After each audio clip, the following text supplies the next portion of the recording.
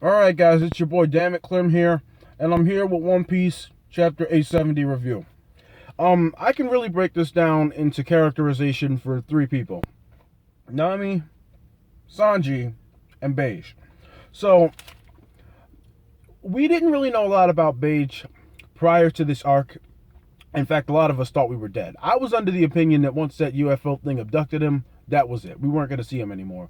But he's been introduced in, what was it, Zoe? And now we're getting a lot more characterization for him in this arc.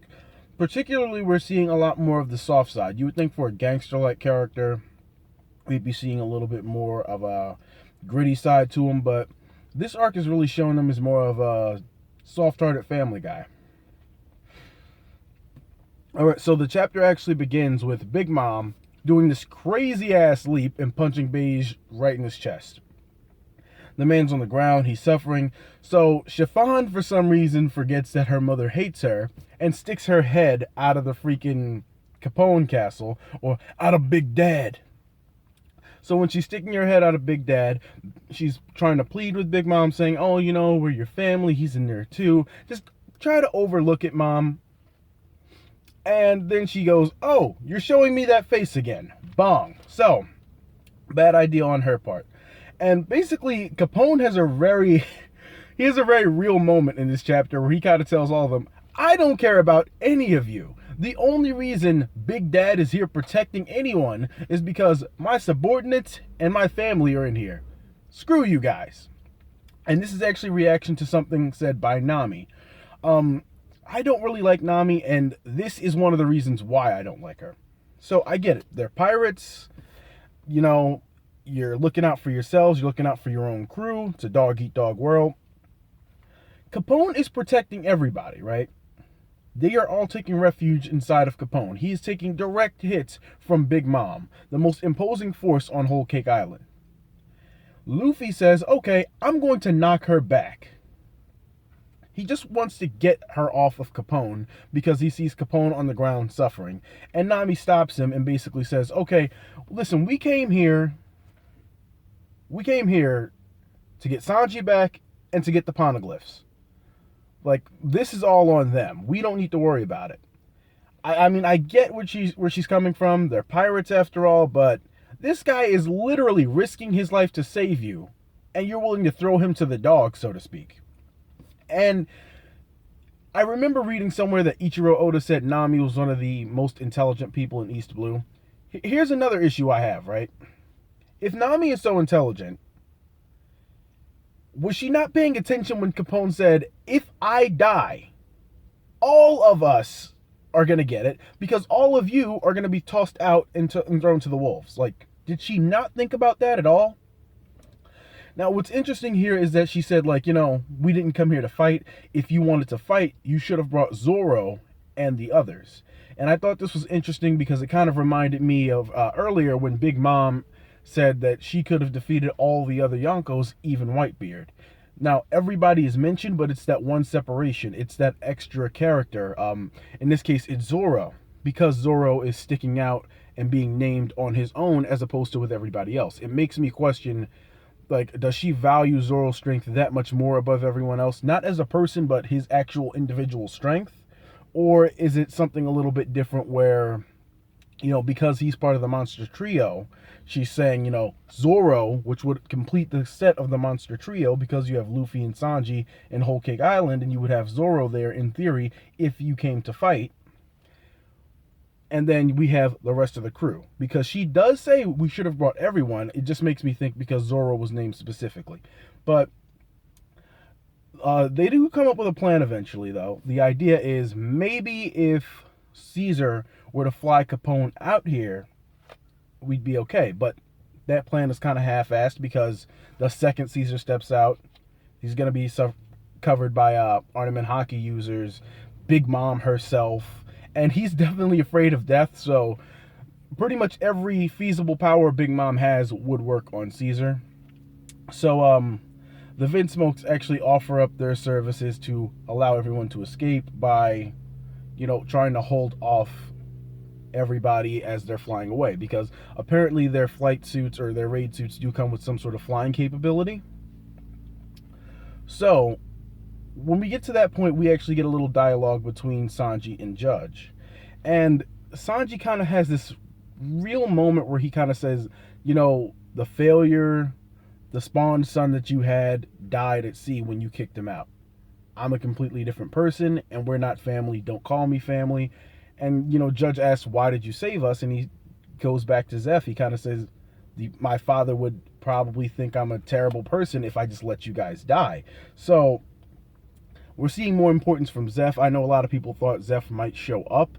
I wasn't one of those people, but he's definitely played a key role in this whole thing. It's interesting, though, because we're towards the end of the chapter. It kind of confirmed a theory that my friend had.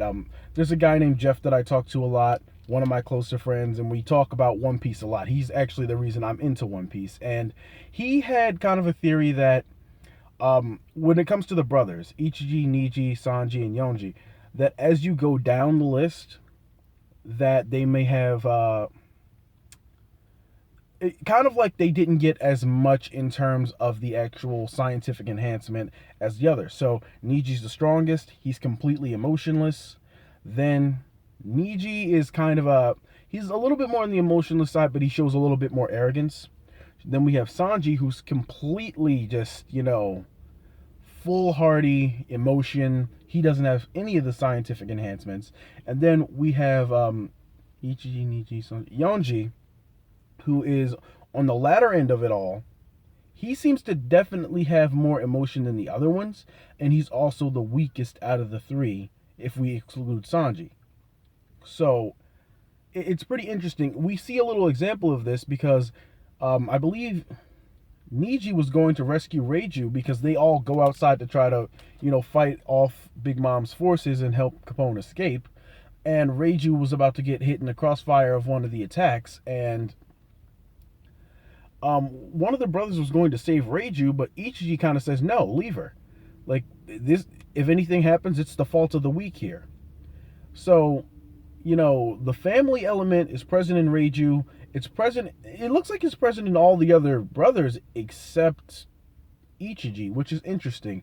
I wonder if they get out of here, if this is going to turn into a big situation later where, he might still have issue with Sanji, or even, the issue may stem from Reiju almost being killed and him doing nothing. I could see him and Sanji fighting over that later, but that's just speculation on my part. But the chapter ends with everybody getting ready to make an escape. Big Mom actually tries to attack Reiju, but Sanji and Luffy come out, Elephant Gun, Diable Jambe, and they've managed to protect Reiju. And they're kind of arguing over it, like, I thought I told you not to, I thought you said you weren't going to come out. He was like, well, I'm a Vinsmoke, I'm the only one who has the right to be here. But, I find the chapter overall interesting, and I find that particular scene a little bit interesting because I was under the impression that Big Mom seems invincible, but I figured Luffy's bigger attacks like Elephant Gun or Grizzly Magnum may have some sort of effect on Big Mom. Not necessarily hurt her, but have some sort of effect. And while this was just an attack from Prometheus that they were able to block, it does make me wonder, if Luffy were to hit her with one of his bigger attacks, would it have any effect at all? Would she just catch it and, proceed to destroy him? Like, what exactly is going to happen if Luffy and Big Mom get into it? And I also am thrilled that we're kind of getting to the end of the arc, it seems, because we're actually starting to get characters trying to escape, trying to move forward. And I've been wondering, kind of since this started, how the fuck are they going to get out? Now we're about to see, to some extent, how they're going to get out, but how easy is it going to be? Is this going to be one of those long drawn out fights? Is the Tamate Bako box going to explode and somehow that explosion helps them in escaping? Like, what's exactly going to happen here? Where does Peckham's lie in all of this?